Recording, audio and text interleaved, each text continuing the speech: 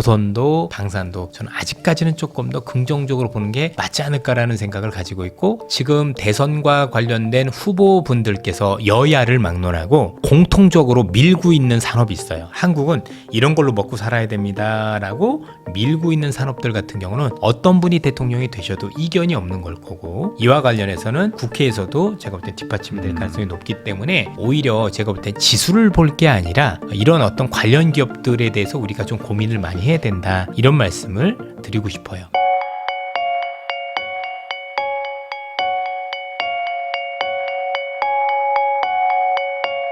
안녕하세요. 부익남TV의 부익남입니다. 요즘 미국 주식, 한국 주식 할 거 없이 마음고생들 많으신데요. 그래서 모셨습니다. 여의도 야전사령관으로 불리시는 이선엽 이사님과 함께 현재 미국과 또 세계 경제, 그리고 또 주식은 어떻게 움직일지, 우리는 또 어떻게 대응해야 될지 한번 이야기 나눠보도록 하겠습니다. 이사님 안녕하세요. 예, 안녕하십니까.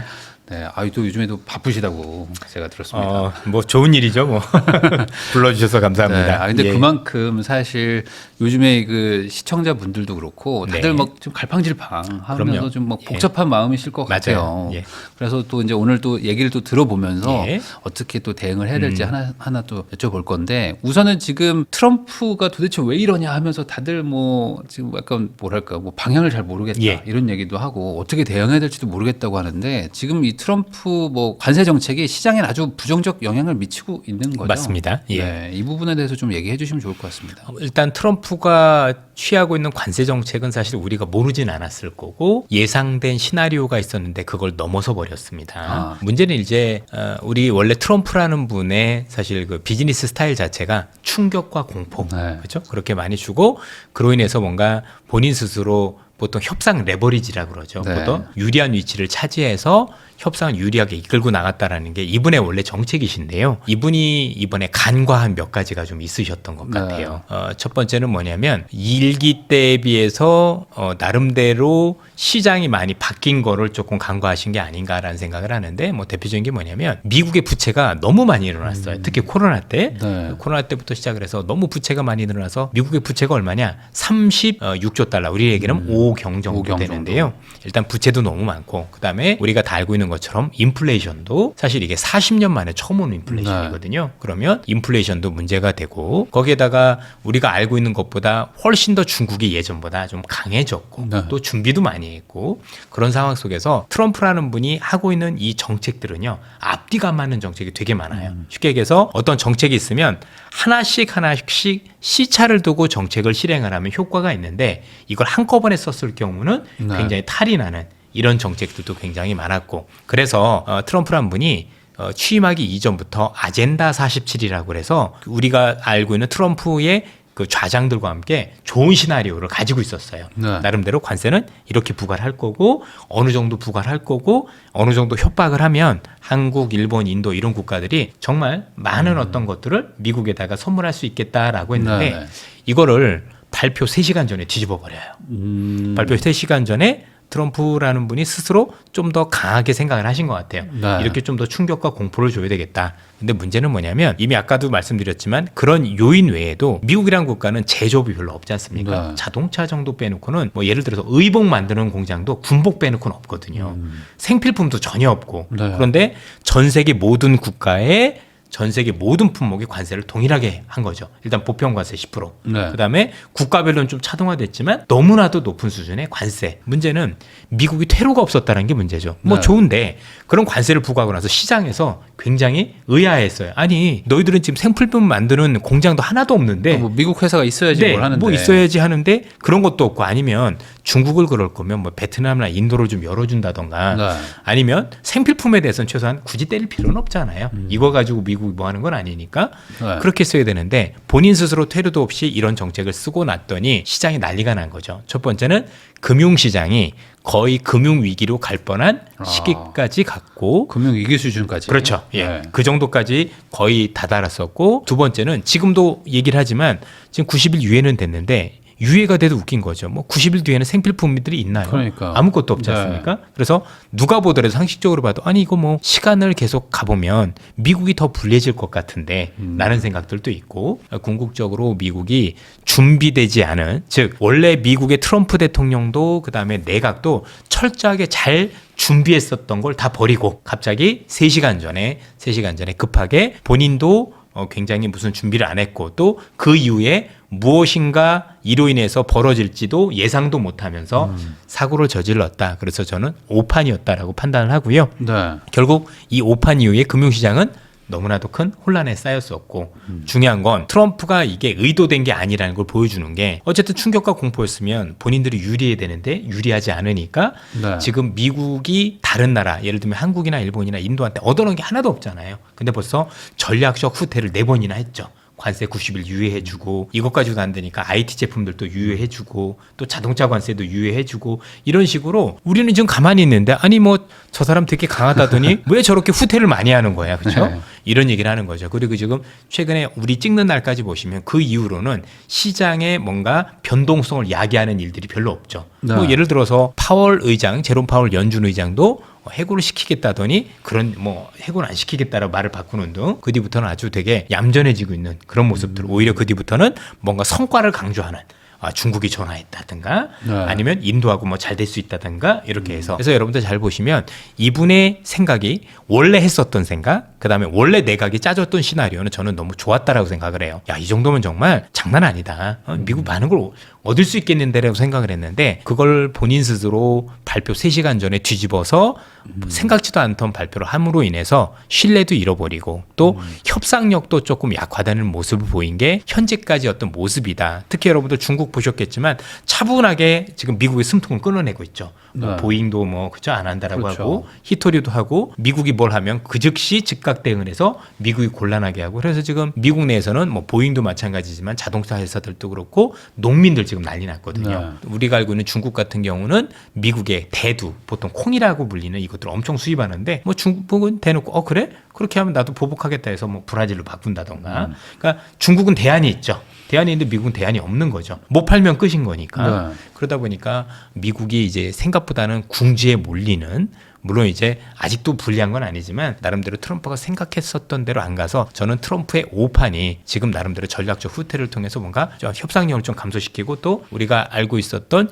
여러 가지 면과 관련해서 좀 미국이 불리한 위치에 처해 있는 아쉬움이 있다 이렇게 말씀을 드리고 싶습니다. 그러면 지금 안 하느니만 못한 게 돼버린 거잖아요. 어찌 보면은 소위 말하는 좀 이제 블러핑을 좀 해봤는데 안 돼서 지금 좀 이게 모양 빠지는 상태가 돼버렸는데 그러면 아까 말씀하셨던 그 내각에서 제시하는 안 정도라면 상당히 강력하다고 말씀해 주셨잖아요. 그 안으로 다시 돌아갈 수 있는 정도까지는 되는 건지도 좀 갈 궁금해요. 것 같아요. 왜냐하면 원래 이분들이 줬던 안이 어떤 안이었었냐면요. 크게 2가지가 있어요. 하나는 뭐냐면 보편 관세와 상호 관세는 같이 부과하면 안 돼요. 이걸 2가지 같이 하면 부작용이 많이 심해요. 왜냐하면 관세가 너무 높아서 실제 경제도 안 좋아하지만 인플레이션도 유발하는 우리가 흔히 얘기한 스태그플레이션 우려가 있단 말이에요. 네. 그래서 원래 계획은 뭐였냐면 상호 관세라고 해서 그러니까 뭐 미국과 관련해서 너무 무역 흑자를 많이 내고 있는 국가들한테 당신들 무역 흑자가 너무 많으니까 무역 흑자가 내는 만큼 내 물건을 사주든가 네. 아니면 무역과 관련해서 여러 가지 나한테 베니핏을 줘라. 그럼 그게 어느 정도 협상이 되면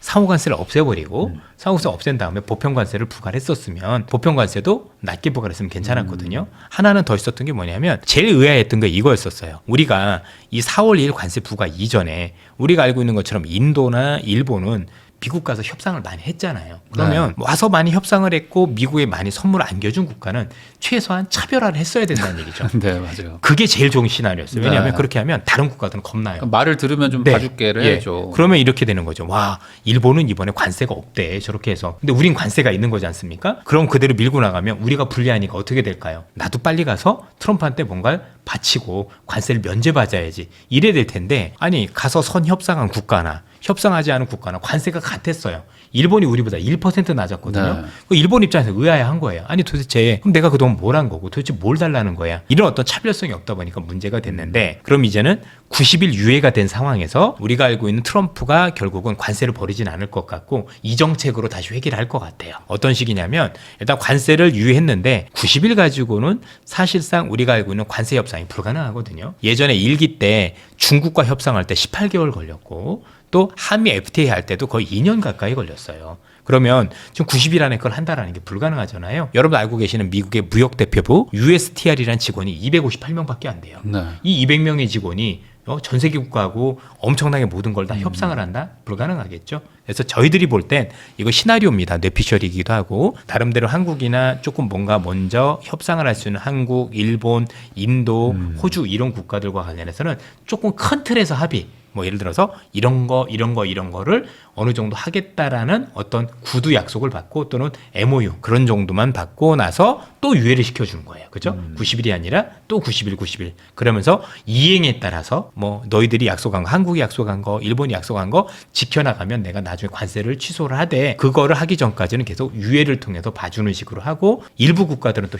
타결될 수도 있겠죠. 네. 그러는 국가들 같은 경우 관세를 아예 면제해주면서 뭔가 국가 간의 이간질 이런 걸 하는 이전에 원래 생각했던 시나리오로 전 돌아갈 수 있지 않을까 이렇게 생각을 하고 있습니다. 아직 못 돌아갈 거는 아니긴 하네요. 그럼요. 사실. 충분히 네. 돌아갈 수 네. 있고요. 여전히 트럼프의 관세는 위협적이고 대신에 앞서 말씀드렸던 지금 4월 2일에 부과했던 방식은 시장이 다 죽는 건데 이렇게 국가별로 차등화해서 하게 되면 생각보다 시장의 부정적 영향은 많이 제한이 됩니다. 그런 측면에서 놓고 보면 증시에 미치는 영향은 다르다라고 봐야 되겠죠. 그러면은 그 한번 깜짝 놀래가지고 증시가 이렇게 빠지고 뭐 약간 또 회복도 하고 막 이러고 있는데 그러면 지금 말씀하신 90일 유예하면서 계속 이렇게 지연 전략을 쓰면서 협상하는 원래 안으로 돌아가면은 예상했던 것보다 이렇게 타격은 좀 없다. 반대로 지금 주가가 그럼 좀 상승 여지도 있다고 봐야 될까요? 그렇지는 않습니다. 일단은 타격은 별로 없는데 네. 주가 상승은 제한된다라고 봐야 되는 게 어쨌든 여전히 불확실성이 많이 남아있다라고 봐야 되고 관세는 여전히 부과될 가능성이 높다라고 보여지기 때문에 미국 경기 측면에서 놓고 보면 경기 회복세가 빠르게 되긴 어려워 보여요. 그래서 일단 우리가 4월에 봤던 지수 바닥은 확인했다 정도는 맞는 것 같고 다만 올라가는 데 따른 상승의 동력은 조금 제한된다.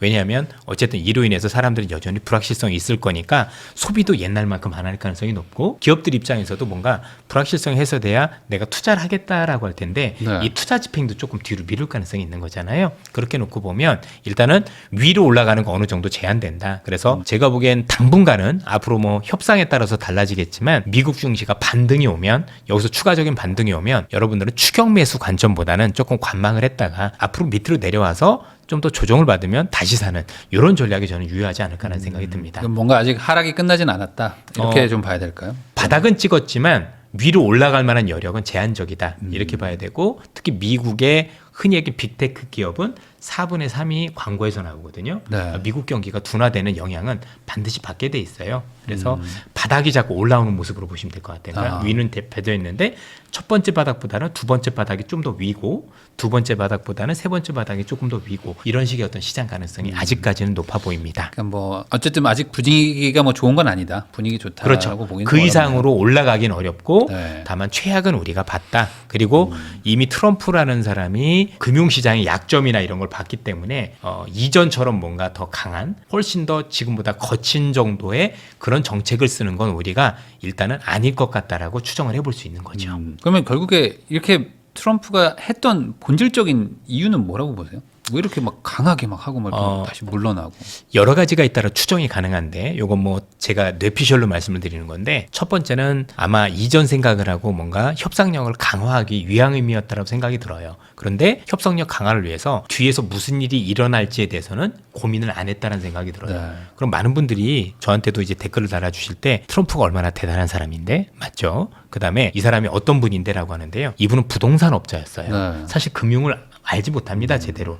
또 하나는 앞서도 설명드렸지만 트럼프를 둘러싼 굉장히 많은 인재들은 이걸 아는데 앞서도 말씀드린 인재 얘기를 안 들었어요. 여기에 있는 훌륭한 좌장들이 분명히 경고를 했거든요. 네. 이러면 안 된다. 근데 본인이 사건을 저지른 거고요. 일기 때하고 다른 게 뭐냐면 일기 때는 트럼프 일기 때 그 당시에는 많은 좌장들이 말렸어요. 이렇게 하시면 안 됩니다. 이렇게 하면 네. 정말 큰일 나. 근데 이번에는 어땠냐면 트럼프가 지금 내가 얘기하면 그게 틀려도 무조건 알겠습니다만 해요. 예, 네. 이게 문제예요. 그죠? 네. 여러분들 회사에서 그런 일 있죠? 지금 회사에 있는 임원들, 우리 회사뿐만이 아니라 모든 회사 임원들은 솔직히 거기까지 가기 얼마나 훌륭한 분들이셨습니까? 그런데 문제는 그 훌륭한 분들이 내가 제대로 된 얘기를 하고 뭔가 의견을 제시하려면 사실 오너분께서 좀 열려 있으셔야 되잖아요. 근데 그런 네. 분이 아니라 좀 센 분이 있다. 저 카리스마 있는 분이면 아무 얘기도 못 할 거요. 지금 그런 상황이에요. 그래서 트럼프 가치 있는 내각 분들은 너무 훌륭하신 분들이 많지만 실제 그 내각 중에서 트럼프가 이렇게 하자라고 하면 그게 틀렸음에도 불구하고 이게 틀렸다라고 얘기할 만한 분이 없는 게 문제고 실제 최근에 트럼프의 모든 정책은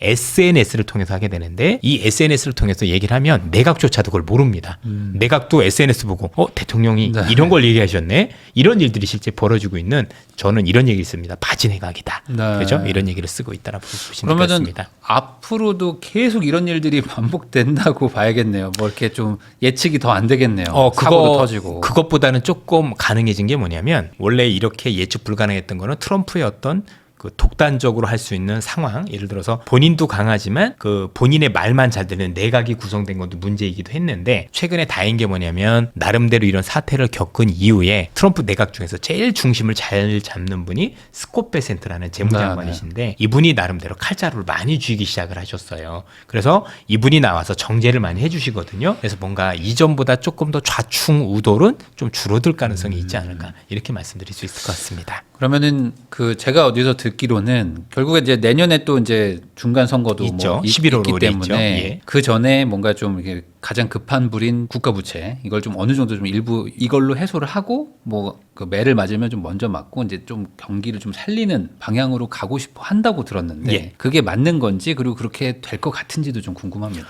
실제로 그 말씀 주신 것 중에서 미국의 부채가 36조 달러라고 말씀드렸는데 그중 9조 달러에 달하는 어마어마한 돈이 올해 채권 만기가 들어옵니다. 네. 그 중에서도 3, 4, 5, 6월 달에 만기가 제일 많습니다. 4월 달 특히 2조 달러 가까이 되니까 정말 천문학적인 수준이거든요. 그러면 이 돈을 결국 갚을 수는 없고 차환 발행이라고 하죠. 이전 이자가 있다라면 새로운 이자를 적용해서 다시 발행을 하게 되는데 미국한테 유리하려면 어떻게 될까요? 지금 있는 미 국채 10년물 금리를 낮추는 게 중요하겠죠.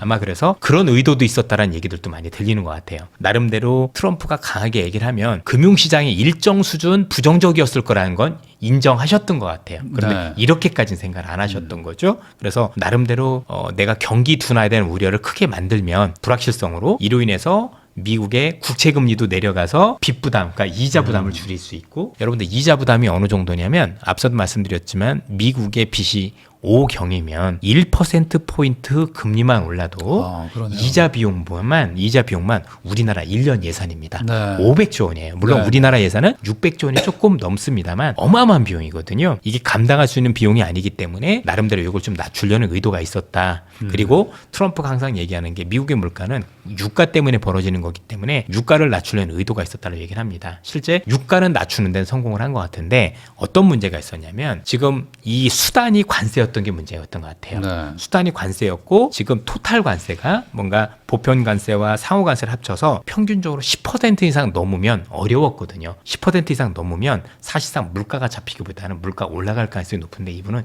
22%를 내버린 거예요. 그죠? 그러다 보니까 전체적으로 관세를 부과해서 문제가 된 게 아니라 앞서도 말씀드렸지만 예상보다 너무나도 높은 관세를 부과했기 때문에 문제가 생긴 거라 되려 금리가 올랐어요. 왜 그러냐면 시장에서는 그 정도 관세면 물가가 안 오를 수 없어가 첫 번째. 두 번째는 이 정도 관세를 하면 경기가 결국 너무 어려워질 텐데 경기가 어려워지면 결국 미국이 할 수 없이 재정을 더 풀어서 경제가 침체를 가면 재정정책, 통화정책 써서 경기를 부양해야 될 거 아니에요. 그럼 지금도 이자가 많고 빚도 많은데 그럼 경기 침체를 살리기 위해서 미국이 결국 국채를 더 찍어서 경기를 부양하지 않겠느냐.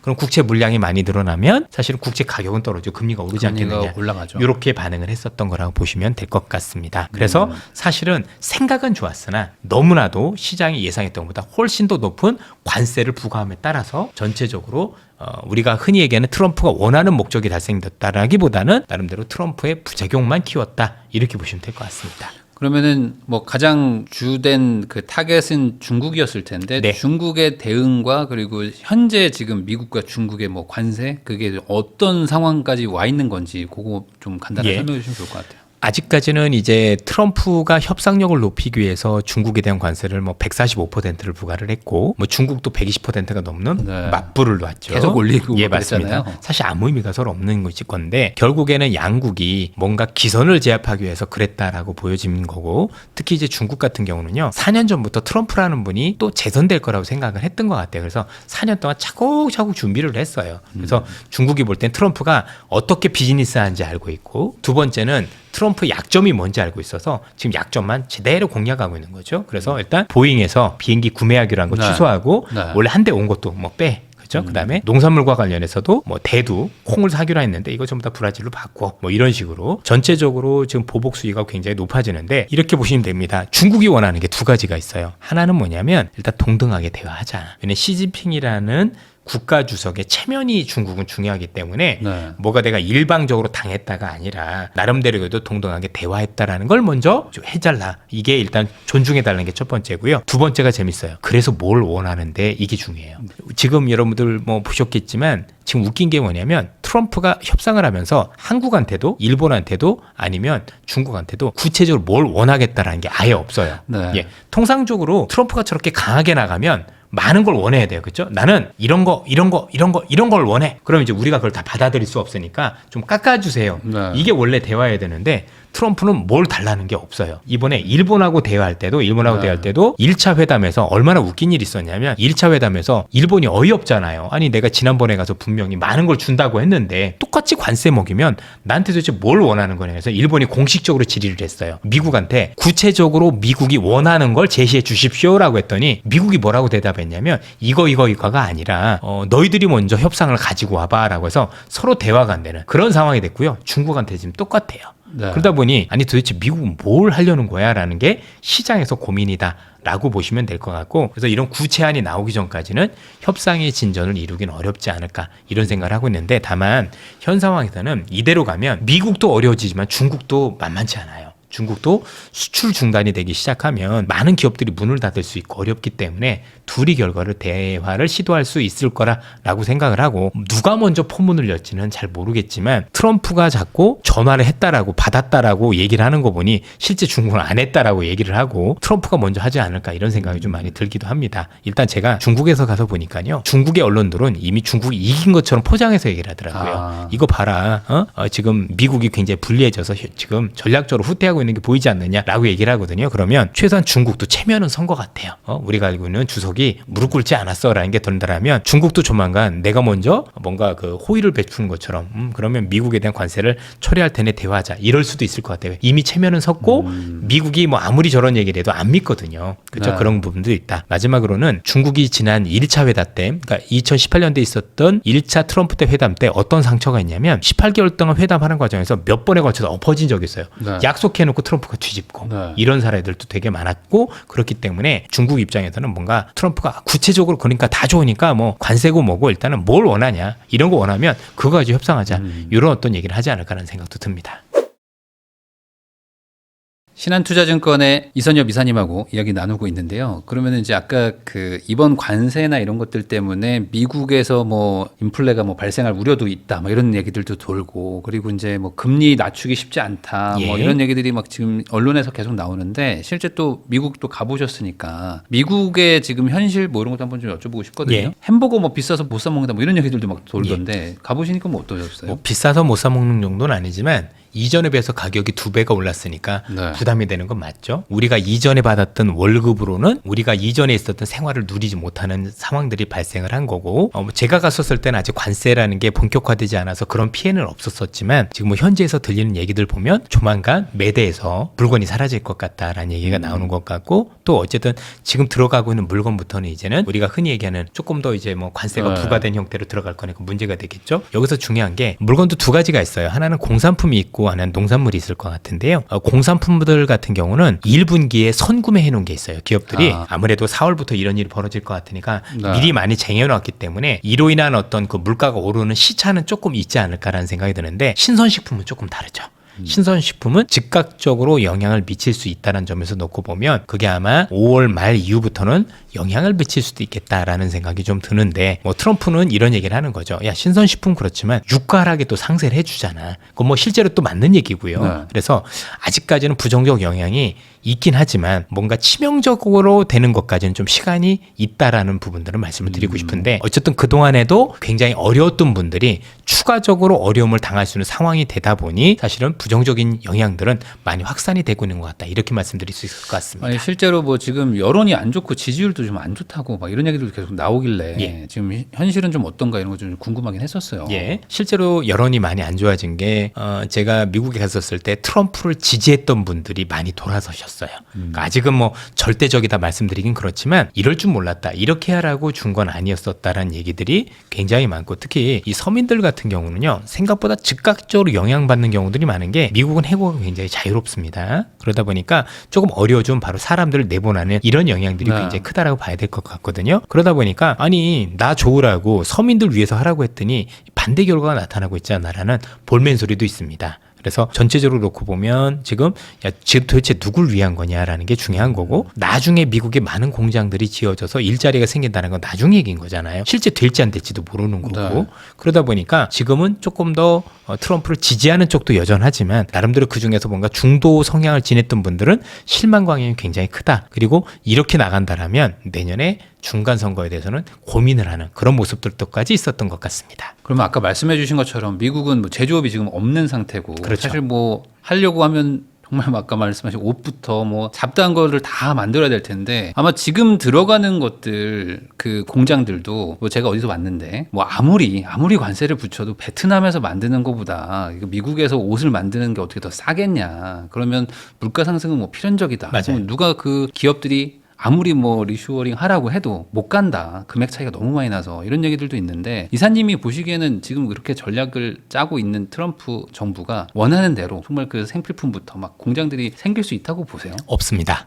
단연코 없고 원래 트럼프도 그럴 생각은 처음에 아니었던 걸로 알고 있습니다. 네. 트럼프는 어떤 생각을 가지고 있었냐면 일단 중국을 제어하자라는 데 대해서는 이견이 없잖아요. 그래서 시장을 이렇게 얘기를 하고 있었습니다. 뭐냐면 첨단 산업은 미국에서 예를 들면 자동차, 반도체 이런 것들은 미국에서 하고 자본 집약적인 거 좀 그러니까 뭔가 기계 이런 거 많아가지고 미국이 단가가 안 되는 건 멕시코를 중심으로 그다음에 노동 집약적인 거 그러니까 사람이 해야 되는 거는 중남미 중심으로 뭔가 포트를 짜고 싶었는데 네. 현재도 그렇게 되는 걸로 알고 있고 근데 이번에 보셨겠지만 나름대로 이런 것들에 대한 계획이 있음에도 불구하고 본인 스스로 좀 다르게 하셨지 않았나. 근데 큰 그림에서는 그렇게 된다라고 보여지면 될 거라고 생각을 하고요. 지금 미국에서 제가 공식 통계를 보니까 의복을 만드는 비율이 2%밖에 안 되고 네. 그 2%는 오로지 군복이었어요. 그리고 미국이라는 나라, 우리나라도 기억을 해보시면 1960, 70년대에 흔히 얘기하는 미싱 그죠? 뭐 네. 재봉사 이게 있었던 것 같아요. 전태일 열사 계셨을 때. 우리도 그때 있었던 건데 지금 미국이 이게 가능하다? 제가 볼 때는 100% 불가능하고요.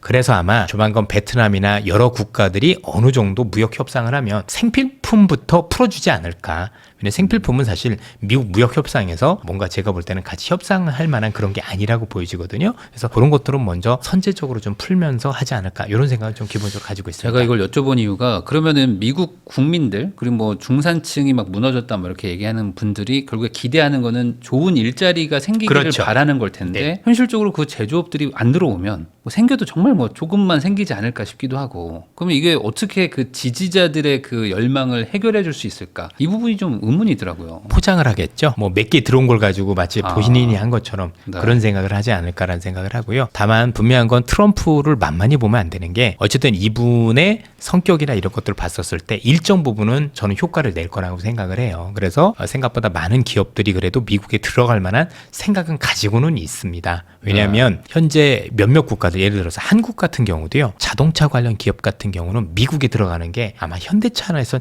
제가 볼 때는 이건 저 내피셜입니다만 네. 유리하다라고 생각을 하는 것 같아요. 왜냐하면 지금 현대차가 이번에 들어간 공장들 같은 경우 예를 들면 공장의 규모는 울산에 비해서 2배가 넘는다고 하더라고요. 네. 그럼 세계 1위예요. 그런데 제가 정확하게 지금 모르지만 울산에 있는 근로자분들이 정말 많을 거잖아요. 근데 지금 미국에 있는 공장 800명밖에 안 돼요. 네. 자, 왜냐면 자동화가 가능하고 로봇이 한단 말이에요. 그러면 훨씬 더 자동화할 수 수 있고 로봇을 하기 위해서는 한국보다는 미국이 나은 게 한국에서 노조라는 이슈가 있어서 안 될 거거든요. 그래서 제가 알기로는 그냥 본인이 먼저 들어간 걸로 알고 있고 그런 기업들 같은 경우는 되려 이거를 핑계 삼아서 미국으로 들어갈 수도 있겠다. 이런 생각을 기본적으로 가지고 있어요. 네. 그래서 그런 기업들은 일정 부분 가능하지 않을까. 뭐 TSMC도 마찬가지일 거고 일본에 있는 기업들도 꽤 어느 정도 들어간다라면 원래 미국이 트럼프를 지지했던 분들의 눈높이까지 맞을지는 알 수는 없으나 상당 부분 어쨌든 간에 효과는 거둘 수 있을 것 같다. 그리고 트럼프는 그걸 계속 포장하지 않을까라는 생각이 들고요. 하나가 더 있다라면 이런 일자리 만들고도 사실 노동자분들한테 줄 수 있는 일자리 중에 제일 좋은 일자리가 우리가 흔히 얘기하는 노가다 일자리들인데 그게 이제 흔히 얘기하는 에너지 패권과 관련해서 네. 미국에서 에너지 패권을 가질 거고 그러면 미국에 있는 노동자분들이 그걸 해야 되거든요. 그래서 그런 걸 통해서 일자리를 주면서 봐라 내가 있기 때문에 이런 일자리가 생기지 않았느냐 이렇게 홍보를 할 가능성이 높다라고 생각되네요. 아무래도 고부가 가치 산업 이런 것들은 이제 노동 그 인건비가 문제였을 텐데 이게 AI나 로봇으로 해결이 된다면 그렇죠. 어찌 보면 미국 안에 들어가서 바로 소비 시장으로 이제 그렇죠. 네. 붙어 버리는 맞습니다. 거니까 네. 뭐 물류비 절약부터 그렇죠. 유리한 부분도 분명히 그렇죠. 있겠네요. 우리 기업들 입장에서는 그렇게 들어가 보면 일단 비용을 많이 아낄 수 있고 네. 미국에서는 생각만큼 안 들어 어쨌든 간에 일자리가 늘어나는 거잖아요. 뭐 법인세도 그렇죠? 늘어날 예. 거고. 또 하나는 미국 안에 공장이 있다라면 나름대로 그 공장이 있었을 경우 혹시 미중 간의 갈등 이런 게 커져서 혹시 뭐 우리가 아시아 지역에 많은 불편한 일들이 생겼을 때 공급 측면에서도 문제가 없을 거고 특히 이번에 코로나 때 많이 봤거든요. 와 네. 이게 미국이 화장지 하나도 못 만드는 국가가 돼버렸구나 이런 생각들이 있을 거니까요. 그러니까 그런 것들까지 고려하면은 전략적으로 들어가는 데들은 기업들도 있겠지만 있어요. 모두가 다 들어가진 않는다. 그렇죠. 뭐 예를 들어 뭐 나이키 신발 공장이 막 가기는 그거는 좀 어렵다라고 않겠죠. 생각을 하고 네. 다만 나이키 신발 공장이나 이런 게 중국과 관련된 국가가 아니라 같은 동남아를 하더라도 뭔가 나중에 전략적으로 봤었을 때 미국 편으로 설 수 있는 국가들한테 좀 이전했으면 그런 바람은 있겠죠. 네. 네. 그러면 지금 주식 시장에는 그 약간 물가가 상승되는 거는 악재로 봐야 되겠죠. 그렇죠. 네. 그리고 좀 그 금리나 이런 것들 좀 내려가는 게 좀 호재로 봐야 되는 거죠. 예, 그렇습니다. 그러면 결국에는 뭐 지금 물가가 좀 잡혀야 되고 네. 그리고 뭐 일부 뭐 경기 침체 우려가 약간은 있어서 뭐 금리도 좀 내려가야 이 주식 시장에는 좋은 거라고 보면 올 뭐 하반기 뭐 내년 초 어떻게 주식 시장에는 좀 호재인 영향들이 좀 현실화가 될까요? 아니면 좀 어려울 것 같아요. 현재는 가능성이 있다라고 보는 게 다행스럽게도 트럼프 대통령이 멈춰야 될 지점에서 멈췄고 그리고 만약에 이런 식으로 뭔가 추가적으로 강한 노이즈만 펼치지 않는다라면 결국 물가든 일시적으로 오르고 경기가 둔화될 가능성이 있다고 보여지거든요. 네. 그러면 어떤 식으로든 저는 금리 인하가 있을 않을까라는 생각이 들고 이 금리 인하는 현 수준에서 주식시장에 너무 나쁠 것 같지는 않다. 그러니까 금리 인하가 주식시장에 나쁘려면 경기 침체를 수반하는 네. 금리 인하는 안 좋은 거죠. 그러니까 쉽게 얘기하면 추세적 금리 인하 뭔가 금리를 한 번, 두 번 내리는 게 아니라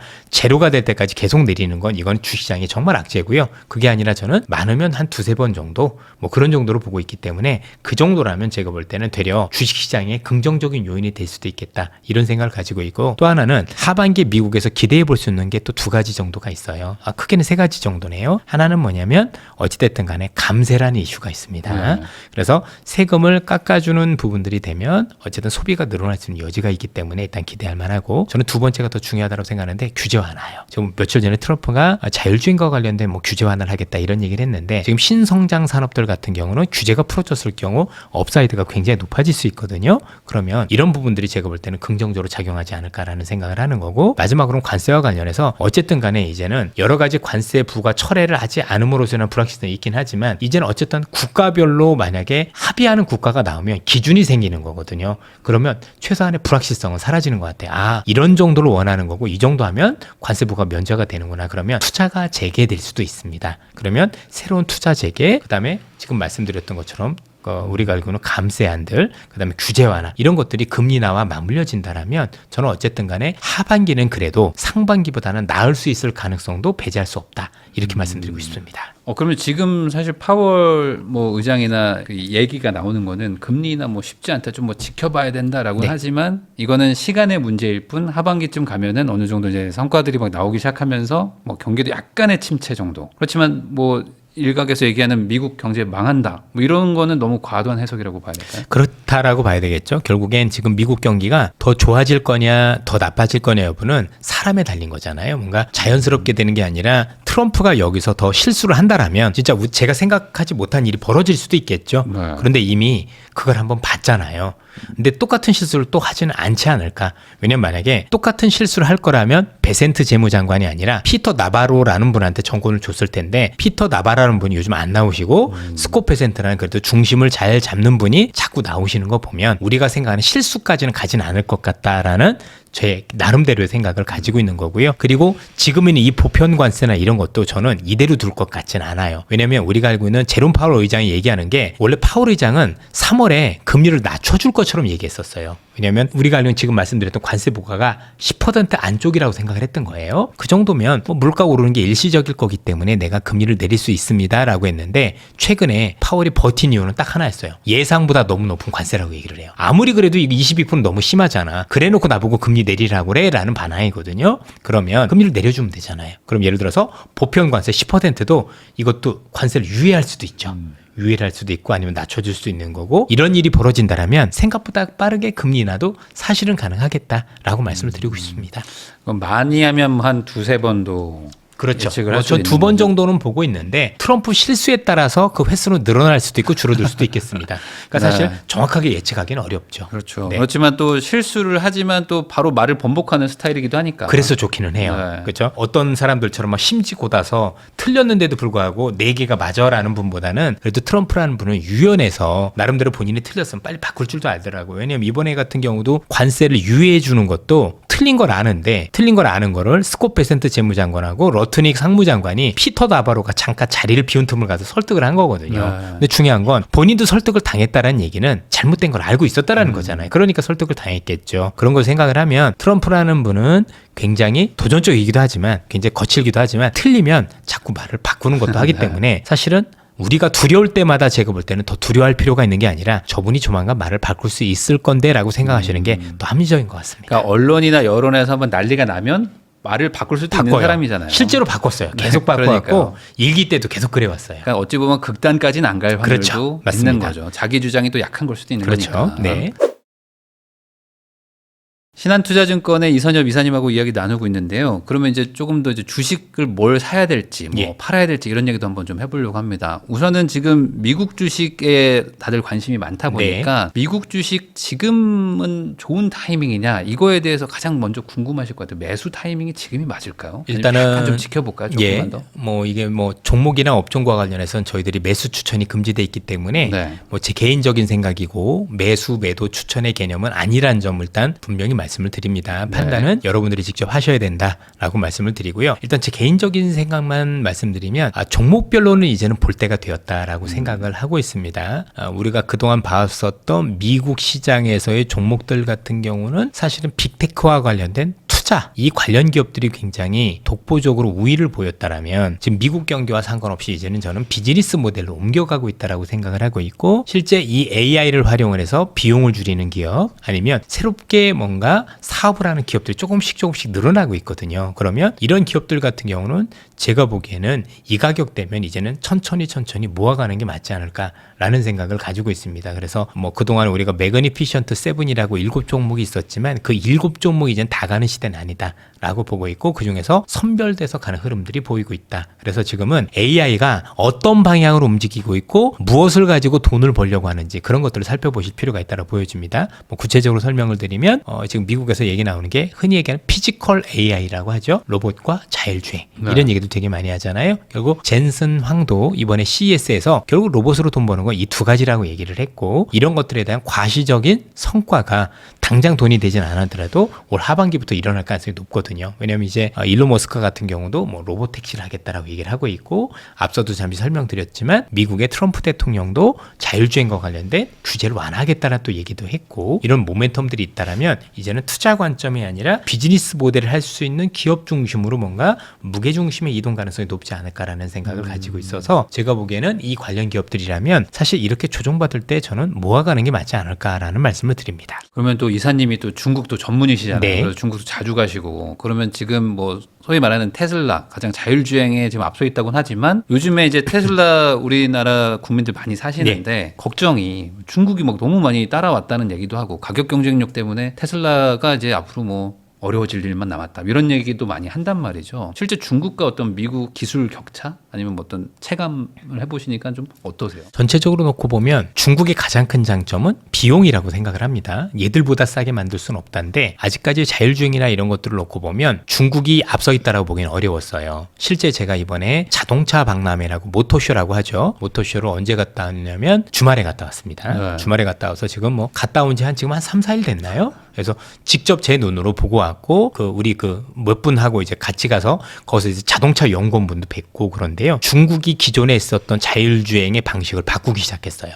테슬라 방식으로. 그러니까 보통 중국은 라이다라고 불리는 네. 이런 장치하고 자기네들 방식으로 하다가 이 방식보다는 최근에 샤오퐁이라는 회사가 있는데 이 회사가 드디어 우리가 알고 있는 이 테슬라 방식을 고집하면서 이제 변화하기 시작을 했거든요. 그런 걸 보면 뭔가 상용화를 하고 이게 가격이 낮아지면서 이런 것들이 뭐 나름대로 시장의 확장성을 위해서는 테슬라 방식이 조금 더 유리했다라고 중국도 판단을 한 것 같고 이와 관련해서 아직까지 전체적인 기술 수준을 놓고 보면 테슬라가 그래도 조금 더 꽤 앞서 있다라고 봐도 제가 볼 때 무방할 것 같습니다. 그래서 전체적으로 놓고 보면 중국과 관련해서는 중국이 무섭긴 하지만 여전히 테슬라의 좀 비교 우위를 눈으로 확인할 수 있는 그런 상황이었다라고 본다라면 뭐 여전히 걱정은 되지만 그렇다라고 아직까지 뭐 그렇게 위협까지는 아니지 않느냐라는 생각을 합니다. 또 이런 것도 있어요. 나중에 비중 갈등이 굉장히 커지면 결국은 테슬라는 흔히 얘기하는 서방 지역 중심으로 할 거고 뭐 중국은 중국 중심으로 하겠죠. 그래서 제가 볼 때 지역적으로도 갈라질 가능성도 배제할 수 없는 거 아닌가 이런 생각도 해봤습니다. 이게 일종의 반도체 산업처럼 좀 이렇게 좀 전략적으로 뭐 상대방께 더 좋고 싸더라도 막 안 쓰고 막 막고 이렇게 할 수도 있다는 얘기. 그렇죠. 하나가 더 있는 게 의외로 지금 테슬라가 앞서 있는 것들 중에서 여러 가지가 뭐냐면 AI 쪽에서 좀 중국보다 획기적으로 앞서 있는 게 되게 중요해요. 최근에 이제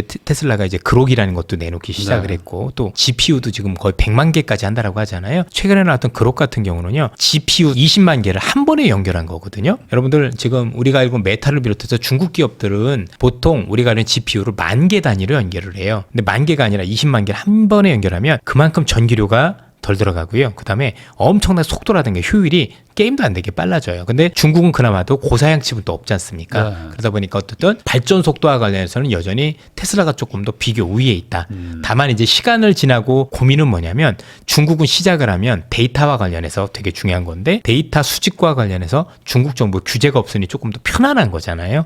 미국이 그게 좀 아쉬운 거고 네. 그래서 미국도 그 규제를 풀어주게 되면 또 괜찮긴 하겠지만 어떤 이런 부분에서 서로 티격태격할 것 같은데 저는 아직까지는 그래도 테슬라가 조금 더 앞서 있으며 기술적으로도 우위다라는 걸 일단은 미국에 있는 기업 그다음에 중국의 기업들 이번에 여실히 보면서 이번에 자율주행을 전부 다 보고 와서는 아직은 그래도 테슬라가 조금 더 비교 우위구나 확실히 그런 것들은 느끼고 왔습니다. 혹시 뭐 제가 궁금해서 여쭤보는 건데 그 라이다를 쓰면서 중국은 좀 그걸 가격을 낮춰서 뭐 상용화를 하려고 했었는데 이렇게 좀 바뀌게 된 혹시 뭐 계기나 이유 혹시 들으신 거 있어요? 효율성이 많이 떨어진다고 봐야 될 것 같고요. 방식 자체도 문제가 있다라고 생각을 하고 있어요. 왜냐하면 이제 라이다나 이런 방식을 쓰게 되면 중앙에서 통제해야 되는 시스템들도 많이 될 거고 하드웨어도 많이 싸진 건 사실이거든요. 그렇죠? 전체적인 하드웨어 비용들도 많이 그러는 건데 이번에 우리가 딥시크에서 봤던 것처럼 네. 중국이 딥시크가 핵심이 뭐냐면 결국은 하드웨어가 아니라 소프트웨어 단에서 뭔가 핵심적인 어떤 혁신이 있었던 거잖아요. 근데 중국도 하고 보니까 AI를 하고 딥시크를 하다 보니까 와 이게 굳이 내가 하드웨어를 키울 게 아니라 소프트웨어 단에서 학습을 뭐 방식을 바꾼다든가 이러니까 볼다 효율적이라는 걸 알게 된 거예요. 그래서 중국도 그 방식으로 가기 시작했다라고 보시면 되고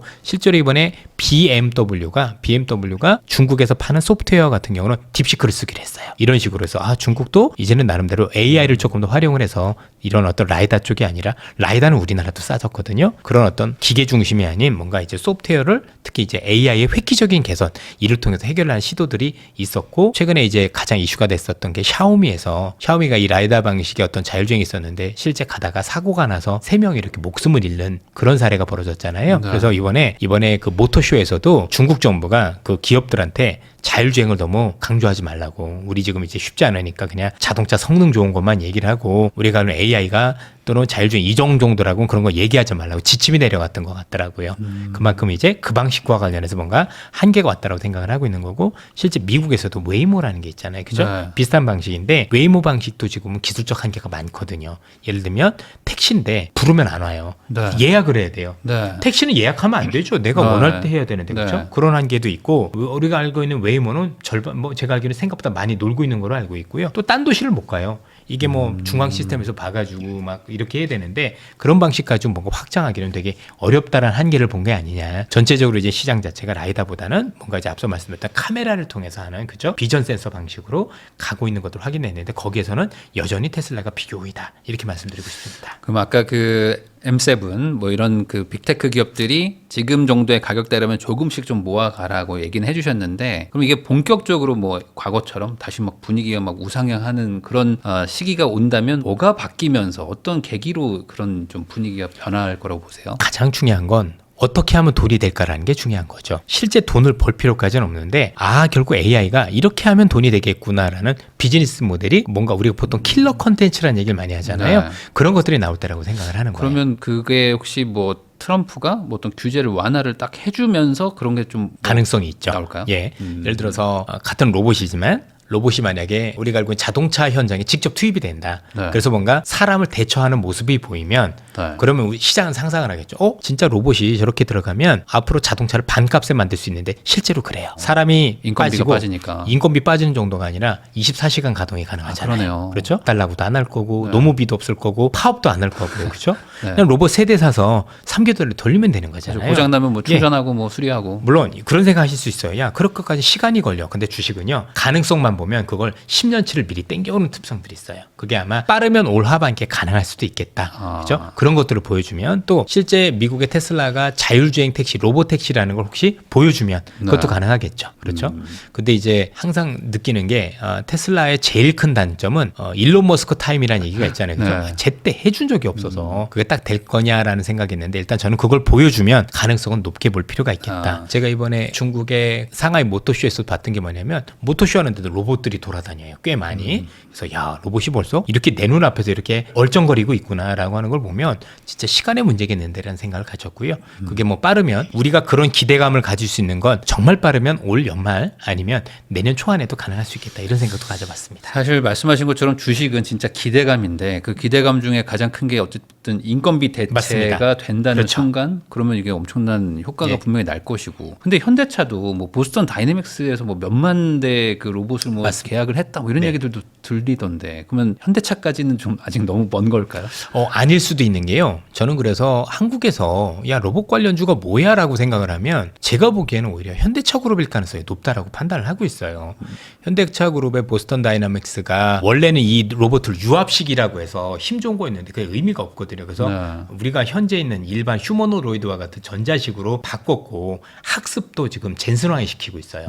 우리가 알고 있는 엔비디아의 여러분들 알고 있는 코스모스라는 어떤 프로그램이 있어서 거기서 지금 학습을 열심히 하고 있거든요. 그러면 의외로 우리나라 기업들 중에서는 제가 볼 땐 가장 앞서 있는 게 누가 보래도 현대자동차 그룹이라고 생각을 하고 있고 네. 그리고 이게 직접 자동차 공장에 투입될 수 있는 그죠? 그런 유용성도 가지고 있다 그러니까. 보니까 오히려 시간을 두고는 오히려 현대차 그룹이 로봇 관련 기업으로 각광을 받을 수도 있겠다라는 생각이 들더라고요. 그래서 어느 순간에 이 보스턴 다이낙스 지분이 현대차 그룹 중에서 누가 얼마나 가지고 있는지 한번 판단해 보시고 이런 기회가 온다면 제가 볼 때 모멘텀이 이쪽에서도 올 수 있다라고 저도 생각을 하고 있습니다. 아까 또 이사님께서 미국에 지금 일자리를 만들어주려면 소위 말하는 이제 노가다 건설업을 또 이제 키울 수도 있을 거라고 네. 얘기를 해주셨고 그게 아마 기반은 에너지 뭐 네. 인프라 이런 거를 네. 뭐 깔기 위한 거겠죠. 그러면 그런 쪽도 미국 주식은 좀 수혜를 받는다라고 봐야 될까요? 이미 보고 있습니다. 이미 보고 있다. 예, 보통 우리도 그렇지만 LNG 관련이라 보통 얘기를 많이 하잖아요. 그럼 여러분들 지금 미국에는 ETF, LNG라는 ETF도 있는데 그것도 나쁘지 않고 아니면 지버노바라든가 이렇게 해서 미국의 흔히 얘기해서 에너지와 관련된 기업들 보시면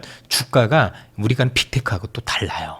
그리고 국내에서도 그 관련 기업들은 최근에 주가가 신고가예요. 나름대로 시장에서는 그런 것들을 보고 움직이기 시작을 했다라고 놓고 본다라면 제가 볼 때는 트럼프가 있는 한 그 관련 산업과 관련된 기대는 유지될 가능성이 높고 네. 그렇게 보면 의외로 AI 쪽 빼놓는다라면 이쪽도 주도주 가능성도 열려 있는 거 아닌가라고 전 개인적으로 생각을 하고 있습니다. 근데 좀 어느 정도 올랐다라고 하면 약간 좀 부담도 될 텐데 아직은 뭐 더 갈 여력이 있다고 좀 보세요. 제가 이제 이런 비슷한 얘기를 언제 들은 기억이 있냐면 예전에 그 방산 제가 최초로 네. 추천했을 때 똑같은 얘기를 들었던 것 같아요. 전력 설비도 그랬고 네.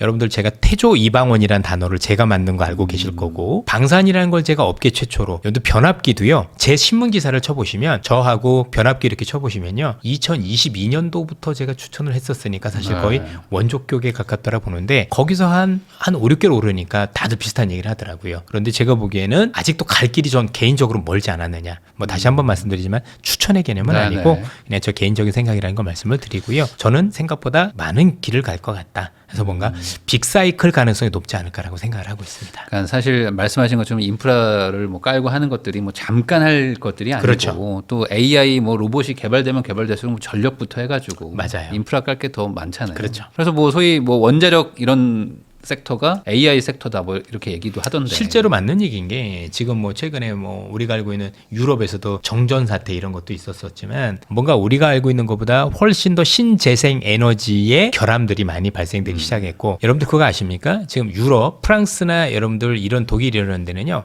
신재생 에너지 쓰다가 이번에 폭망한 게 1인당 전기료가 40만 원씩 나와요. 4인 가족 기준으로 전기료만 한 달에 160만 원에서 200만 원씩 내고 있다고요. 네. 그래서 지금 최근에 유럽 쪽에서 전기차가 안 팔려요. 그럼 뭐가 팔리냐? 하이브리드. 네. 이런 식으로 아니 뭐 그 비싼 전기를 낼 수가 없는 거잖아요. 이런 식으로 그래서 지금 유럽이 지금 전력 관련 사업을 유턴을 엄청 하고 있어요. 기존에 있었던 신재생을 이거는 지금 잠시 중단을 하고 기존에 원전이나 아니면 LNG 뭐 이런 복합 화력 발전 이런 거 중심으로 해가면서 우리가 뭔가 잘못 생각했구나. 특히나 AI를 하게 되면 전력이 더 필요하죠. 네. 그렇죠? 그런 측면에서 달라지고 있다고 보셔도 될 것 같습니다. 그 어쨌든 피할 수 없는 것 중에 하나가 관세 전쟁이 예. 어쨌든 피할 수는 없는 거죠. 예. 그럼 이 부분에 대해서 반대로 관세랑 영향이 없는 섹터면은 뭐 앞으로 유리하다 이렇게 얘기하시는 것도 제가 어디서 막 들었는데 네. 다른 그런 분들도 있더라고요. 뭐 소위 말하는 뭐 게임이나 예. 뭐 아니면 뭐 스트리밍 서비스 이런 예. 것들은 관세 없지 않냐 얘기도 있는데 여기는 또 유망한 곳이라고 봐야 될까요? 실제로 그렇다라고 생각을 하고 있습니다. 이번에 그 관세 전쟁 때문에 글로벌 시장이 다 폭망했을 때 같이 빠졌지만 뭔가 관세와 관련해서 유예 얘기가 나오고 완화가 됐었을 때는 그런 업종들이 제일 먼저 올랐거든요. 우리나라에서도 뭔가 올라온 업종들 보면 관세와 무관했던 업종들이 일부는 신고가를 치기도 하고 조금 더 시장에서 나은 모습들을 많이 보였는데 저는 그 가능성이 굉장히 높다라고 생각을 하고 있습니다. 특히 네. 이제 중국 같은 경우 이와 관련해서 뭔가 풀어줄 수도 있는 그렇죠. 물론 이제 중국이 풀어준다고 해서 얼마나 될 거냐 여부는 아직은 미지수긴 하지만 중국 입장에서는 한국에 대해서 최근에 뭐 비자도 면제 준다든가 여러 가지 면에서 특히 중국에서 최근에 예술 이런 거 관련해서 젊은 층들의 인기가 굉장히 많은 게 중국의 10대, 20대들은요 일본 만화를 엄청 좋아하더라고요. 혹시 하이큐란 만화를 보신 적이 있나요? 저는 그냥 그 표지만 봤어요. 예. 표지만. 뭐 규멸의 칼날 네네. 이런 것들에 대한 인기가 어마어마해서 뭐 중국 청소년들 지금 난리도 아니거든요. 그렇죠? 근데 의외로 이것뿐만이 아니라 한국 엔터에 대해서도 장난 아니에요. 제가 그건 직접 눈으로도 봤고 제가 가는 곳곳 보면 한국의 엔터를 좋아해서 막 본인들끼리 모임하는 것도 제 눈에 보였을 정도고 실제 이 사람들한테 물어보면 몰래 많이 보고 있다라고 얘기를 하면 사실 이와 관련된 기대는 여전히 열려 있다라고 생각을 해야 될 것 같습니다. 그러면 뭐 아이돌 뭐 엔터 산업 이쪽도 그쪽도 기업별로는 다르겠지만 네. 최근에 여러분들 틀에서. 아시겠지만 그 관련 사업들이 지금 최근에 거버넌스 이슈를 많이 겪고 있잖아요. 네. 그렇죠? 뭐 그 아이돌과 아니면 그 기획사의 그렇죠. 어떤 다툼이라든가 이런 것들 때문에 굉장히 문제가 많이 되고 있지만 일부 기업은 저는 굉장히 좋아지지 않을까. 실제 제가 이번 주말에 갔다 왔다 그랬잖아요. 갈 때 보니까 같은 비행기에 테이라는 분이 타셨더라고요. 네. 아주 테이 네. 엄청 잘생기셨더라고요. 그래서 제가 인사를 드렸는데 뭐 잘 받으셨는데 제가 누군지 기억은 못 하시겠지만 나름대로 그런 진출들이 활발히 있는 것도 눈으로도 봤습니다. 그러면은 제가 이제 요건 개인적인 궁금함입니다. 네. 말씀하셨던 것들을 조합해 보면은 이제 아무래도 한국인들이 제일 많이 사는 그 테슬라 뭐 이런 네. 주식이 향후에는 좀 좋아질 것 같다라고 베팅을 하는 분들이 좀 늘어나는 것 네. 같기도 해요. 그러니까 어찌 보면 지금이 최악이다. 앞으로 이제 정책이나 이런 것들 때문에 미국의 지원을 받아서 좋아질 것 같다라고 말씀도 하시는데 이런 거에 또 동의하는 분들이 특히 이제 어차피 올라갈 거면 한번 또 쏠 땐 또 엄청나게 올라가니까 2배 레버리지, 3배 레버리지로 아예 사시는 분들도 있는 것 같더라고요. 이건 안 하는 게 맞겠죠. 예, 제가 그것 때문에 실제 이제 미국에 있는 유명한 증권사들한테 그 얘기를 들었어요. 직접적으로 미팅을 하면서 한국사를 왜 예, 그러냐? 지금 미국에서 있는 레버리지 관련한 ETF 거래 거의 대부분이 한국 분이시랍니다. 네. 당신들은 뭔데 맨날 2배, 3배짜리 이렇게 하고 직접 들으셨군요. 예, 직접 들어서 왜냐면 이게 한번 잘못 빠지기 시작을 하면 완전히 진짜 원금 손실이 날 수 있을 가능성도 높은데 투기적으로 하는 걸 저희들이 어떻게 말릴 수 있느냐 없느냐 말씀을 드리지만 저는 그렇게는 안 하는 게 맞는 것 같아요. 왜냐하면 투자를 투자라는 건 기다릴 수도 있어야 되고 네. 중간중간에 있는 변동도 견뎌야 되는데 중간중간에 지금 트럼프의 성격을 보면 어떤 변동이 있을지 아무도 모르는 거잖아요. 그런데 그 결국 변동에서 살아남을 수 있으려면 무리한 레버리지는 아니었다라는 거죠. 그러니까 내 돈만 가지고 하면 좀 빠져도 좀 견뎌도 보고 나중에 또 오르면 돈이 되는 거지만 빠졌다 올라오면 본전이 안 되는 경우도 많거든요. 그래서 저는 감히 말씀드리면 무리한 레버리지는 안 하는 게 맞다. 이렇게 말씀을 드리고 그래야 조금 더 변동이 있더라도 내가 믿고 기다릴 수 있다. 안 그러면 반대로 돼서 팔지 말아야 될 때 팔고 사지 말아야 될 때 사는 잘못함을 경우들이 많습니다. 버티다 네. 최악의 상황에 가장 쌀 때 팔잖아요. 저는 그래서 안 하셨으면 좋겠습니다. 그러면 또 이게 시청자분들의 의견을 대신해서 지수의 레버리지 하는 것 어떻습니까? 지수 ETF 레버리지. 역시 레버리지는 아니라고 생각을 그것도. 하고 있고요. 이제 미국도 옛날만큼의 지수 싸움은 아닐 수도 있겠다라는 생각이 들었어요. 왜냐 앞으로는 미국 내에서도 빅테크 관련 기업들이 올라가도 이전에 있었던 7개가 다 올라가는 그림은 아닌 것 같아요. 그 중에서 뭔가 비즈니스 모델을 찾는 한두 개 기업이 올라갈 수도 있는 제가 옛날에 이런 기업이 언제 있었냐면 옛날에 브릭스 펀드를 한번 산 적이 있었어요. 네. 브릭스라고 뭐 브라질, 러시아부터 해서 신흥국가 5개 국가였는데 이게 1차 상승을 하고 나서 나중에는 러시아와 브라질 빼놓고 다 안 올라가더라고요. 그래서 그 다음에 러브 펀드라는 게 또 나왔을 정도로 이렇게 좁혀지거든요. 제가 볼 때는 이 미국의 빅테크도 그럴 가능성이 높다. 그러면 지수에 대한 투자보다는 조금 선택과 집중을 해서 보시는 게 맞지 않을까. 그래서 뭔가 나름대로 이제 비즈니스 모델과 관련해서 또는 우리가 알고 있는 AI와 관련해서 치고 나가는 기업과 뒤처지는 기업들이 조금씩 보이기 시작을 하거든요. 그러면 지수를 베팅하는 것보다는 오히려 그렇게 특정 기업들이 있는 어떤 그 ETF나 이런 것들도 없는지 살펴보고 제가 볼 때는 뭔가 최적화하는 게 좀 더 유리할 수 있겠다. 이런 생각을 드립니다. 신한투자증권의 이선엽 이사님하고 이야기 나누고 있습니다. 그러면 이제 국내 주식도 한번 좀 여쭤보고 싶은데 뭐 저는 개인적으로 그냥 지금 국내 주식은 되게 좀 저평가 구간에 많이 가 있으니까 지금 들어가도 괜찮지 않을까 정도의 생각은 막 들더라고요. 지금 코스피 코스닥의 지금 어떤 시황에 대해서 뭐 전반적으로 어떤 생각을 갖고 계세요? 저는 일단은 그 다른 것보다도 대선이 좀 영향을 많이 미친다라고 생각을 하고 있고요. 대통령 선거는 우리나라 앞으로 무엇을 먹고 살지를 결정하는 게 대통령 선거입니다. 실제 여러분들 대통령 선거 있을 때마다 우리가 향후에 먹고 살 게 하나씩 나왔었어요. 물론 최근에는 없었었지만 아쉽게도 지금 대선과 관련된 후보분들께서 여야를 막론하고 공통적으로 밀고 있는 산업이 있어요. 한국은 이런 걸로 먹고 살아야 됩니다라고 밀고 있는 산업들 같은 경우는 어떤 분이 대통령이 되셔도 이견이 없는 걸 거고 이와 관련해서는 국회에서도 제가 볼 때 뒷받침이 될 가능성이 높기 때문에 오히려 제가 볼 때 지수를 볼 게 아니라 이런 어떤 관련 기업들에 대해서 우리가 좀 고민을 많이 해야 된다. 이런 말씀을 드리고 싶어요. 그리고 그런 것들은 우리가 생각했던 것보다 훨씬 더 나은 수익률을 기록할 수도 있을 거고 이 기업들은 제가 보기엔 관세도 무관하고 나름대로 글로벌 경제도 무관할 수 있기 때문에 일단 하반기에 엄청나게 뿌려지는 한국의 유동성 이 돈으로 인해서 선택과 집중이 되는 그 업종이나 기업 이런 것들은 저는 잘 살펴보실 필요가 있다고 생각을 해서 의외로 제가 볼 때는 뭔가 수익률 게임에 대한 기회는 미국보다도 한국이 더 나을 수도 있겠다라는 생각을 가지고 있습니다.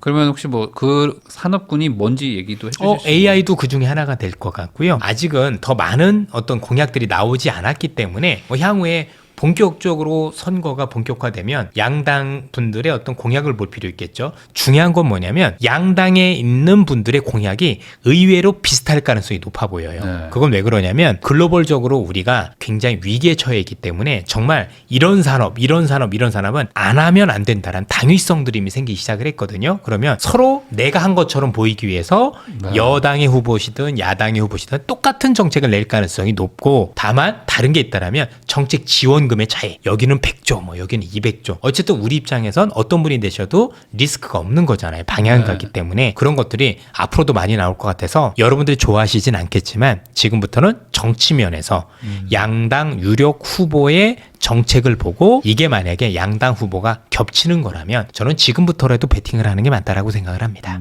결국에 우리나라에서 그래도 시총의 상당 부분이 그 반도체 쪽이고 네. 또 삼성전자와 또 하이닉스인데 이쪽에 결국에는 뭐 주가가 좋아져야 우리나라 주식시장의 전반적인 분위기가 그렇죠. 좋아지지 않을까요? 그러면 이쪽의 어떤 업황 아니면 업계의 어떤 전망 어떻게 보십니까? 사실 최근에 저도 마찬가지지만 반도체와 관련된 전망이 제일 부정확했던 것 같습니다. 저부터 그렇다라고 생각을 생각을 하는 게 결국에 삼성전자가 잘 되려면 제가 보기엔 두 가지가 꼭 필요한데 전체 업황이 좋아지고 나쁘고를 떠나서 첫 번째는 삼성전자가 하고 있는 비메모리, 일명 네. 맞춤형 반도체라고 하죠.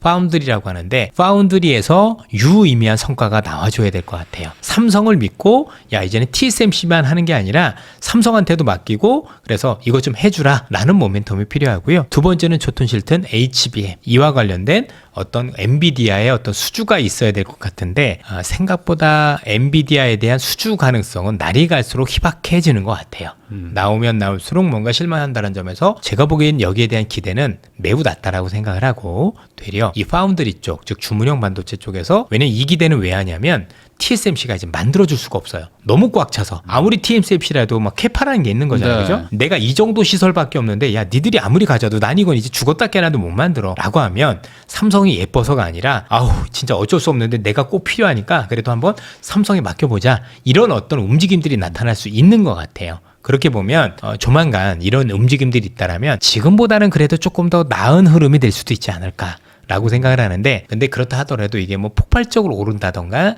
아니면 유의미하게 정말 큰 폭의 수익률을 기대하기는 좀 어렵지 않을까라는 생각을 가지고 있습니다. 디램 가격에 따라서도 또 실적이 많이 연동이 맞습니다. 되잖아요. 예. 삼성전자. 근데 요즘에 디램 뭐 가격이 좀 올라간다는 얘기를 제가 좀 들어가지고 그것 자체만으로도 좀 수혜를 받을 수도 있을까요? 뭐 충분히 그 가능성도 있다라고 생각을 하고 있고요. 근데 이제 지금은 디램 가격이 올라가지만 시장에서는 트럼프 때문에 야 이렇게 되면 소비가 줄 경우 향후에 안 되지 않겠느냐 우려를 미리 선반영하고 있는 것도 있거든요. 왜냐면 최근에 디램 가격이 올라갔던 게 이제 한 크게 세 가지 원인이 있었는데 제가 파악하기로는 첫 번째는 중국에서 이구한신이라는 게 있었어요. 즉 예전 물건을 새 거로 바꾸면 보조금을 주다 보니 실제로 중국에서 휴대폰을 이번에 많이 바꾸는 수요가 있었었고 두 번째는 선구매 그죠? 그래서 야 2분기부터는 물건값이 많이 올라갈 거니까 애플이든 아니면 삼성전자든 폰을 정말 많이 사재기를 했었던 게 있었어요. 실제 중국에서 애플 아이폰이 지난 3월 달 기준으로 10배가 더 팔렸어요. 물론 모델이 훨씬 구형 모델이에요. 제가 지금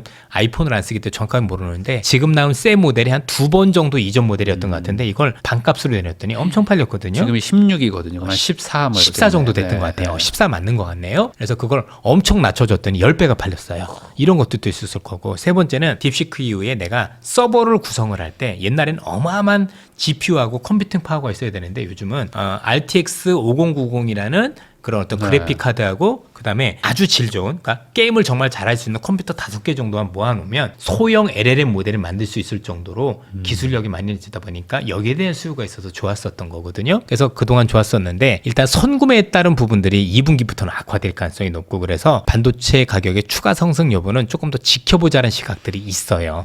오르면 좋긴 한데 아직은 그럴 것 같지는 않아서 그래서 거기에 대한 부분보다는 저는 앞서도 말씀드렸지만 전자는 되려 파운드리 쪽에서 유의미한 결과가 나올 거냐 이게 좀 더 제가 볼 때는 포커스가 아닌가라는 생각을 가지고 있습니다. 그럼 HM은 그럼 당분간은 하이닉스 쪽에서 계속 그렇죠. 수밖에 없을 것 같다. 아무래도 저는 그렇게 생각을 하고 있고 HBM 될 거라고 저도 기대를 여러 차례 했다가 너무 실망한 적이 많았고 이런 정도가 되면 빠르게 하기는 쉽지 않을까. 다만 삼성전자에 대해서 기대하는 사람이 아예 한 명도 없기 때문에 의외가 나오면 주가 반영 클 수도 있겠죠. 그러나 그거는 첫날 나오는 거 보고 사셔도 전 늦지 않다라고 생각을 해요.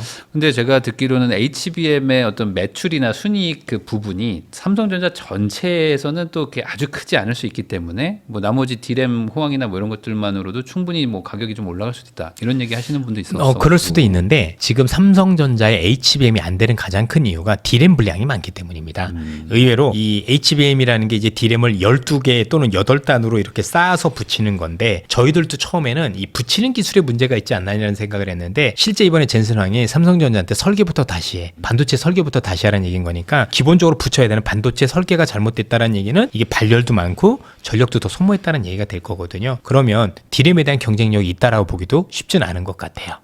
그런 측면에서 요건 팩트니까 뭐 제가 지어낸 얘기도 아니고 뭐 공식 기사가 된 거니까 보시면 될 것 같습니다. 그러면은 저는 그 개인적으로 저도 옛날 건설사 출신이긴 한데 지금 건설업이 가장 힘든데 아까 말씀하신 어떤 대선 후보들의 양당 공약을 보면은 결국에는 공급을 할 것이고 맞아요. 재개발, 재건축 막 네. 활성화할 것이다라고 하면 건설업 파트도 좀 괜찮지 않을까라는 생각도 있어요. 실제 좋아졌고요. 실제 좋아졌고 최근에 일부 기업들 같은 경우는 주가가 크게 올랐어요. H자 들은 애들 두 네. 기업 보니까 그러니까요. 엄청 좋았더라고요. 그렇죠? 그렇게 보면 이렇게 보시면 되겠죠. 전체 건설업이 좋지는 않은데 서울에서 핵심 지역에서 재건축이나 아니면 이런 것들을 할 수 있는 기업은 몇 개 안 되겠죠. 왜냐면 네. 지금 보시는 시청자분들께서도 뭐 부동산 TV 나와서 제가 부동산 얘기하는 건 아니지만 선호하신 브랜드가 있지 않나요? 아니, 정해져 그렇죠? 있어요, 사실. 예, 그러니까. 네. 그럼 그걸 만드는 기업들은 더 좋아지지 않을까요? 나머지 이 빈익빈 부익부가 돼서 제가 볼 때는 격차가 더 커질 거라고 생각을 해서 제가 보기엔 그런 관련 기업들이라면 의외의 시세도 가능할 수도 있지 않을까 이런 생각도 가지고 있습니다. 건설업도 뭐 지금 안 좋았지만 이미 좀 기대감 때문에 많이 이미 또 벌써 오르기 시작했더라고요. 오르는 거 보면 맞습니다. 또 실적도 또 따라올 수도 맞습니다. 예. 있으니까. 그 방산하고 조선은 계속 좋은 건가요? 저는 기업마다는 다르지만 여전히 열려 있다라고 생각을 하고 있습니다. 왜냐면 이제 방산하고 조선을 대체할 수 있는 또 국가나 기업이 아직은 부재한 게 우리한테는 이득이지 않을까라는 생각이 들어서 조선도 방산도 저는 아직까지는 조금 더 긍정적으로 보는 게 맞지 않을까라는 생각을 가지고 있고 앞서도 말씀드렸지만 이건 제 추천의 개념도 그렇죠. 아니고요. 네. 매수매도 아니고 그냥 제 개인적인 생각이라는 점 말씀드리고 저는 여전히 긍정적으로 생각을 하고 있다라고 말씀드리고 싶습니다. 그러면 그냥 큰 틀에서 봤을 때 한국 지수가 전체적으로 올라가는 그런 그림인 건지 아니면 그냥 개별 기업들이 뭐 이게 각자 도생을 하는 건지 산업별로 도생하는 그림인 거고 그건 제가 볼 땐 3년 전부터 그랬던 것 같아요. 기억을 해보시면 2, 3년 전에 2차 전지 배터리가 한번 난리를 친 적이 있죠. 네. 근데 2차 전지 기업들 빼놓고 대부분의 업종들이 안 올라왔잖아요. 그래서 지수 상승이 미약했던 거 보셨을 거고 그 다음에는 방산하고 변압기였었죠. 지난해 같은 경우. 네. 근데 지수는 또 많이 안 움직였잖아요. 왜냐면 삼성전자가 어려웠기 때문에 올해도 그런 흐름이지 않을까. 그래서 특정 업종이나 기업별로는 참 정말 좋은 어떤 흐름들이 나타날 수 있는데 전체 지수만 놓고 보면 뭐 생각보다 그렇게 많이 올라간다라고 보기는 어려운 그런 형식이 아닐까라고 생각을 하고 있습니다. 그러면 지금 그 대선 후보 공약 같은 것들 보면은 뭐 상법 개정 이런 얘기들도 막 나오고 있단 예. 말이죠. 그래서 아마 이거가 만약에 이제 그 실제 적용이 되면 국내 주식 시장 또 어떻게 될까 궁금해하시는 분들도 있을 것 같아요. 아직 뭐 된다 아니다는 뭐 아직 그렇죠. 모르지만 예. 만약에 상법 개정이 뭐 정말 반영이 되면 뭐 어떤 변화가 일어나는 걸까요? 우선은 상법 개정만 되느냐 상속세 개정도 같이 되느냐는 되게 중요하다고 생각을 합니다. 네. 왜냐하면 우리나라 대기업들 같은 경우는 흔히 얘기하는 기업의 지배구조상의 문제가 되게 많죠. 나름대로 대주주 총수들 보면 지분이 얼마 없는데도 불구하고 순환 출자 구조로 네. 기업을 지배하고 있고 또 현재 우리나라 대기업은 이제 2세가 아니라 3세로 넘어가는데 우리나라 상속세가 워낙 강하기 때문에 이게 상속세 몇 번 내고 나면 사실 기업의 지분을 없는 이런 경우들도 있다 보니까 나름대로 이 대주주 지분이 과 관련해서 상속세가 많이 경감이 되면 기업들 입장에서도 우리가 생각했던 것보다 훨씬 더 주주 환원과 관련된 정책을 조금 더 적극적으로 쓸 수 있는 요인들이 생긴다라고 보여집니다. 그래서 네. 두 가지를 나눠서 첫 번째는 이번에 상법 개정과 더불어서 상속세 개정이 같이 이루어진다라면 의외로 주주 밸류업과 관련된 그리고 M&A와 관련된 이슈들이 굉장히 크게 버텨지면서 저는 의외로 다른 쪽에서 지수 레벨업이 이루어질 수 있다. 종목별로도 그 가능성을 보고 있고요. 그렇지 않고 상법 개정은 됐는데 상속세 개정이 안 됐다라면 이와 관련해서 나름대로 이제 정부가 하고 있는 이 상법 개정에 강제성을 부여했을 경우, 그렇죠? 예를 들어서 자사주를 매입을 하면 무조건 소각을 해라 이러면 일부 기업은 가능하다라고 봐요. 그러나 그 폭이 많이 줄어들 것 같아요. 그럼 상속의 이슈가 좀 덜한 곳들. 그렇죠. 예를 들면 주인은 없는 기업들, 네. 금융주들, 그죠? 이런 기업들 같은 경우는 어차피 그렇죠. 우리 뭐 은행들 내 회사가 아니잖아요, 그죠? 네. 대주주도 아니고 그냥 고용된 분들이다 보니 충분히 가능성이 있겠죠. 그러나 그게 실제 내 회사인 거고 오너들 같은 경우는 쉽지 않죠. 하고 그렇죠. 싶은데 그게 내 우후주분이 그러다 보니까 추가적으로 자사주를 사겠다라고 얘기하긴 쉽지 않겠죠. 다만 그중에서도 일부 모범을 보이는 기업은 제가 볼 때도 있어 왔어요. 그렇죠? 그런 기업들 같은 경우는 주가 차별화도 가능하다. 그래서 상법 개정까지 된다고 하고 상속세까지 되면 좀 더 넓은 범위의 주주 밸류업이 이루어질 것 같아서 되게 좋을 것 같고 네. 그렇지 않고 상법만 개정된다라면 일부 기업 중심으로 국한될 것 같다라고 말씀을 드립니다. 아무래도 이제 그 대주주, 뭐 지배주주들 입장에서는 주가가 오르면 결국에 상속세 부담이 더 커지니까 안 좋죠. 맞습니다. 그러니까 예. 이게 참 할 요인이 역설적으로 이게 안 맞아요. 되는 거잖아요. 네. 그래서 이제 두 개가 다 개정된다면은 생각보다 좀 지수 레벨업이 확 레벨업도 오를 가능하죠. 수도 예. 있겠죠. 왜냐하면 이제 몇몇 대기업하고 금융주가 올라간다면 네. 사실 다른 것들이 빠진다고 하더라도 워낙 시가총액 비중이 크기 때문에 의외로 지수 레벨업이 가능합니다. 그러니까 이런 것들도 한번 이미 뭐 선거 전이니까 그렇죠. 여러분들도 한번 생각해 보시면 좋을 것 같아요. 그러면 큰 틀에서 보셨을 때 이사님은 뭐 올해 만약에 뭐 개인적으로 이제 투자하시는 분들 많으니까 미국과 한국 뭐 둘 중에 하나에 투자를 해야 된다면 어디를 조금 더 뭐 좋게 보세요? 사실은 어디를 더 좋게 본다는 의미가 없는 게 AI는 우리가 못하잖아요. 그러니까 AI와 관련된 산업의 변화는 미국에서 더 많은 기회가 있다라고 봐야 될 것 같고요. 또 하나는 우리 측에서는 또 다른 대선의 이슈 때문에 우리 새로운 먹거리들이 생긴다 보면 우리 안에서의 또 다른 기회가 있다라고 봐요. 네. 그래서 중소형주는 한국이 더 유리할 것 같고 중대형주는 미국이 조금 더 유리한 그림이라 저는 어떤 국가에 대해서 조금 더 비중을 둬야 된다는 게 아니라 그죠? 그 나름대로 변화에 따라서 그러니까 산업적인 변화냐 아니면 정권의 변화냐 이에 따라서 나눠서 여러분들이 현명하게 투자해야 된다고 생각을 하고 있습니다. 그러면은 이제 마지막 질문으로 금이 요즘 막 너무 올라가니까 많은 분들이 지금 금 산다고 막 하시는 분들도 많은데 금이 올라간다는 게 결국에는 뭐 경기 침체나 아니면 뭐 달러 패권이 무너지는 거 아니냐 뭐 이런 것들에 대한 걱정 때문에 올라간다 이렇게 말하시는 분들이 있더라고요. 이 부분에 대해서는 좀 개인적으로 어떻게 생각하세요? 사실 뭐 원인이 한두 가지는 아니겠죠. 원래 금이 올라올 때 여러분들 뭐 실질금리라는 얘기를 되게 많이 하고 네. 또 하나는 최근에는 각국의 중앙은행 예를 들어서 인도라든가 중국의 중앙은행이 매입 주체로 바뀌면서 올라갔다라고 얘기를 하지만 제가 볼 때도 그 이면에 가장 큰 부분들은 일단은 글로벌이 옛날 같지 않게 일단 물가가 이제 낮아지는 그림은 아닌 거죠. 왜냐하면 지금 미국과 중국이 하고 있는 글로벌 공급망의 새로운 어떤 변화는 사실은 비용을 수반하거든요. 그래서 일단 그게 상당 부분 가미가 돼 있고 지금 말씀 주셨지만 저는 의외로 미국에 대한 신뢰가 떨어진 게 굉장히 크다라고 생각을 해요. 그렇지 않아도 안전자산이라고 투자할 수 있는 게 미 국채밖에 없는데 네. 실제 미 국채에 대한 신뢰가 많이 떨어지다 보면 금이란 대체 수단을 찾을 수밖에 없는 요인이 아닌가. 반대로 또 얘기를 하면 트럼프가 또 나름대로 관세 정책과 관련해서 신뢰를 갖고 이렇게 되면 또 금값이 조정을 받을 수 있는 요인들도 있겠죠. 그래서 저는 일단 미국에 대한 신뢰 문제가 최근에는 가장 컸다 이런 말씀을 드리고 싶습니다. 그러니까 어찌 보면은 결국에 불안을 뭐 먹고 이제 가격이 올라가는 게 그렇죠. 금인데 네. 지금은 그만큼 또 불안했던 시장이기 그렇죠. 때문에 네. 이게 뭐 계속 불안정이 이어진다라고 보지 않을 수도 있으니까 그럼요. 조금 그건 조심해서 언제든지 네. 바뀔 수 있는 거기 때문에 무조건 금값이 계속 올라간다라고 무작정 얘기하기도 쉽지는 않습니다. 네, 그러니까 또 워낙 또 말을 잘 바꾸시는 맞아요. 분이니까 또 생각보다 또 금방 안정화가 될 수도 있고요. 왜냐면 이제 트럼프 입장에서는 금에 대한 수요를 줄일 필요가 있거든요. 이분이 지금 원하는 게 미 국채 금리를 낮추는 건데 네. 미 국채 금리를 낮추려면 어쨌든 미 국채에 대한 수요가 많아야 돼요. 그렇죠. 근데 미 국채 수요를 많게 하게 해야 되는데 불확실성을 키워서 미 국채 수요를 줄이면 안 되다 보니 오히려 시간이 지나면 지날수록 오히려 미 국채 수요를 자극할 수 있는 신뢰감을 줄 수 있는 정책들이 나올 수도 있겠다는 생각도 가지고 있습니다. 예. 결국에는 그 트럼프 그 정책의 핵심은 지금 만기가 돌아오는 그 미국채를 어떻게든 좀 싸게 차환 발행을 싸게 하느냐. 차환을 네. 좀 해가지고 우선 급한 불을 끄냐라는 그렇죠.